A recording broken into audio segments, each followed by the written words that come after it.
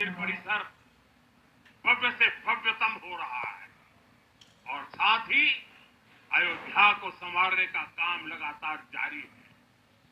आज अयोध्या फिर से वह नगरी बन रही है जो दुनिया के लिए उदाहरण बनेगी।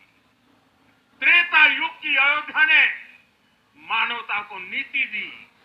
21वीं सदी की अयोध्या मानवता को विकास का नया मॉडल दे रही है।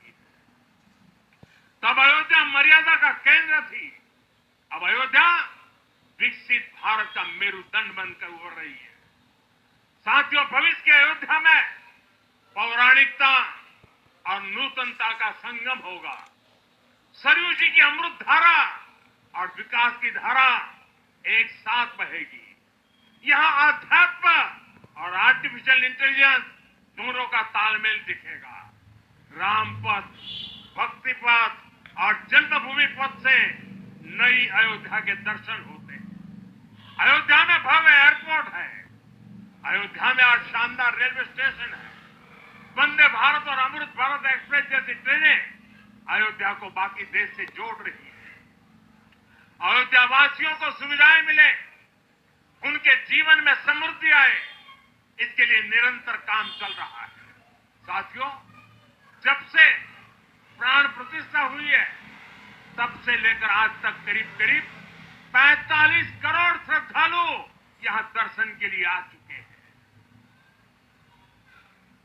ये वो पवित्र भूमि है जहां 45 करोड़ लोगों के चरण रच पड़े हैं और इससे अयोध्या और आसपास के लोगों की आय में आर्थिक परिवर्तन आया है, वृद्धि हुई है। क्योंकि अयोध्या विकास के पैमानों में बहुत पीछे थी। आज अयोध्या नगरी यूपी के अग्रणी शहरों में से एक बन रही। साथियों, 21वीं सदी का आने वाला समय बहुत महत्वपूर्ण है। आजादी के बाद के 70 साल में भारत विश्व की 11वीं सबसे बड़ी अर्थव्यवस्था बना। 70 साल में 11वीं। लेकिन पिछले 11 साल में ही भारत विश्व की 5वीं सबसे बड़ी अर्थव्यवस्था बन चुका है। और वो दिन दूर नहीं जब भारत विश्व की 3री सबसे बड़ी अर्थव्यवस्था भी बन जाएगा। आने वाला समय नए अवसरों का है, नई संभावनाओं का है और इस अहम कालखंड में भी भगवान राम के विचार ही हमारी प्रेरणा बनेंगे।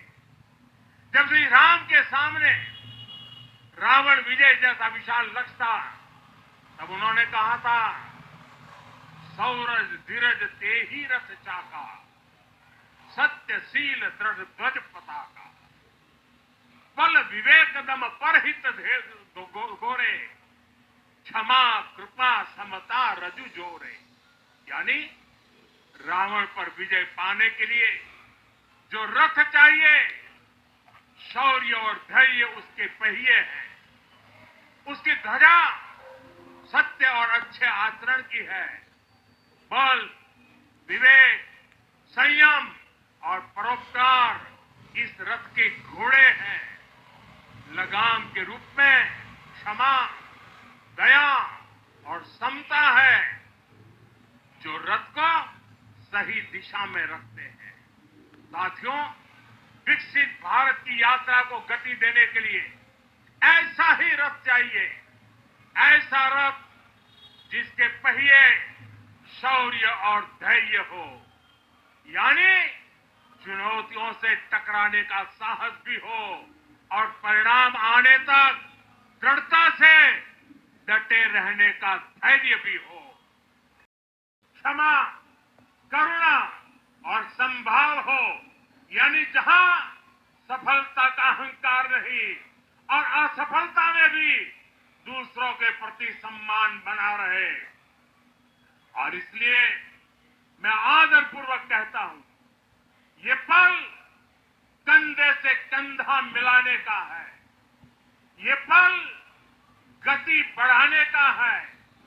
हमें वो भारत बनाना है जो राम राज्य से प्रेरित हो और यह तभी संभव है जब स्वयं हित से पहले देश हित होगा, जब राष्ट्र हित सर्वोपरि रहेगा। एक बार फिर आप सभी को बहुत बहुत शुभकामनाएं देता हूं। जय सिया राम, जय सिया राम, जय सिया राम।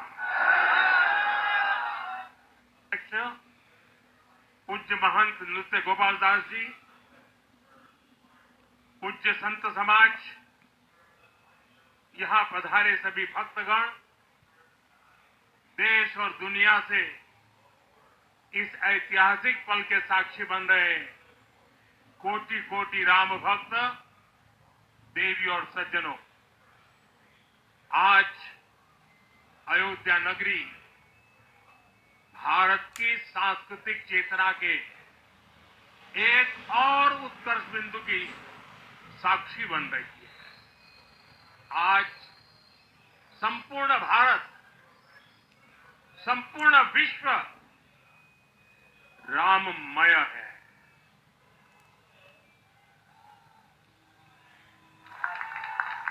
हर राम भक्त के हृदय में अद्वितीय संतोष है, असीम कृतज्ञता है, अपार अलौकिक आनंद है।